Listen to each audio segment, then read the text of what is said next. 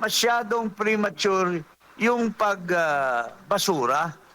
Kasi doon sa level ng tinatawag nating determination of substance, eh, hindi pa dapat nililitis yun. Hindi pa dapat pinapa-explain or tinatanong kung anong basis ng charges.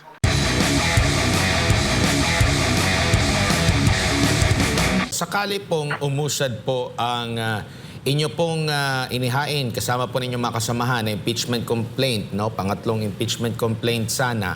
Sa tingin nyo po, kung pagbabatayan yung unang dalawa na inilatag at tinalakay po sa House Committee on Justice, mas mabigat po ang inyo pong daladalang mga argumento at mga ebidensya po at mahihirapan ang mga kongresista dito na maibasura po ang inyong complaint. Tama po kayo, Admar. Kaso feeling namin, this is our personal view on the matter, talagang deliberate yung hindi nila sa pagtanggap. No? Kasi it seems na they anticipated na talagang pulido yung impeachment complaint namin, yung sa amin nila Defensor, nila Topacio. So to us, it was a deliberate attempt to deny us of the filing ng aming complaint. At saka, with due respect, maski yung bayan muna, may laman naman din yung complaint nila, unlike doon sa De Jesus. Masyadong premature yung pagbasura. Kasi doon sa level ng tinatawag nating determination of substance, hindi pa dapat nililitis yun. Hindi pa dapat pinapa-explain or tinatanong kung anong basis ng charges. Kasi determination of substance only means na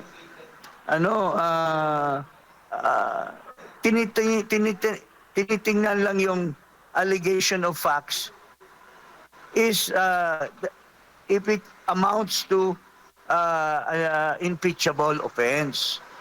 Pero hindi na nila tinalakay yung issue na yan, kundi pati yung mga ebidensya na pinagtatanong na nila in the case of for example, Admar, yung tanong nila tungkol doon sa drug addiction.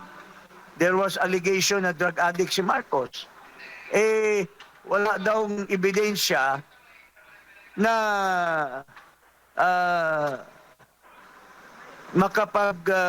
makapagsabi na yung pagka-drug addict ni Marcos may kinalaman sa pag-manage niya ng ating bansa, ng ating gobyerno. Wala pa naman yung issue na yun. Ang issue lang, kung yung narration or allegation na may drug addiction si Marcos or lulun sa droga or nagtitake ng droga, iyan lang naman ang titingnan muna. Is there any allegation to that effect that will be tantamount to betrayal of public trust? Yun pa muna ang titingnan. Hindi mo na yung may ebidensya ba? Doon na yun sa trial. Kasi tulad ng sa amin, mayroon din kaming aligasyon na yan. Papatunayan namin yan by the presentation of witnesses. Ipipresent namin si Senator Amy.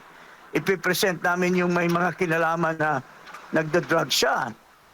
Ang issue kasi doon sa drugs, it's not because na naapektuhan yung pagmamanage siya ng gobyerno.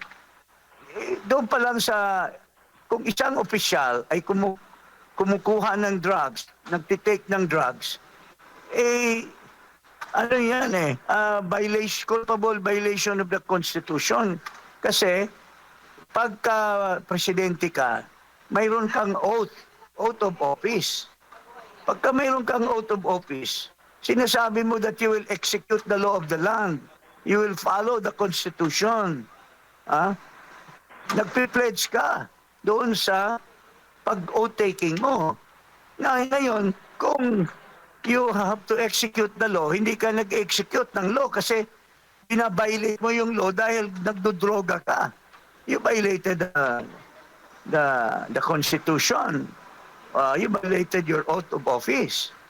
Kasi ikaw mismo ang nagbibigay ng ehemplo na huwag sundin yung batas. Kasi ikaw mismo ang nagbabilit ng batas dahil nagdodroga ka. The issue should have already been considered. Pero yun sa trial yun. Pero premature at talagang kitang-kita mo yung mga alipolis ni Marcos na nakaupo doon sa Justice Committee. May intensyon na sila na hindi talaga papalampasin yung bayan muna na complaint for impeachment. Hindi nila talaga papalampasin. Opo. Ngayon na nabasura po itong dalawang impeachment complaint laban kay Pangulong Bongbong Marcos Jr. Attorney, si Jade po pala ito. Sa tingin po ninyo, itong impeachment complaint ni VP Sara Duterte ang uusad dyan po sa Kamara ngayong, sa Kongreso ngayong taong ito? Ang tingin ko dyan, kasi si Marcos nagsabi na pabor siya dyan sa impeachment. Nung una, ayaw niya ng impeachment kuno, ayaw niya. Pero ngayon, may mga indication na gusto niya. Siyempre, ang mangyayari dyan, magkaiba yung rules. Pagka kay Sara,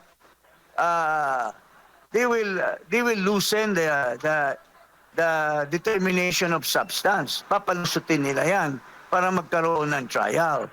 At henceforth, magbubutuhan yan, ipapadala nila sa Senado yan.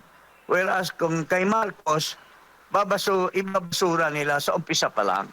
So, diyan natin makikita yung favoritism. Diyan natin makikita yung imbalance ng pag-treat ng impeachment by members of Congress.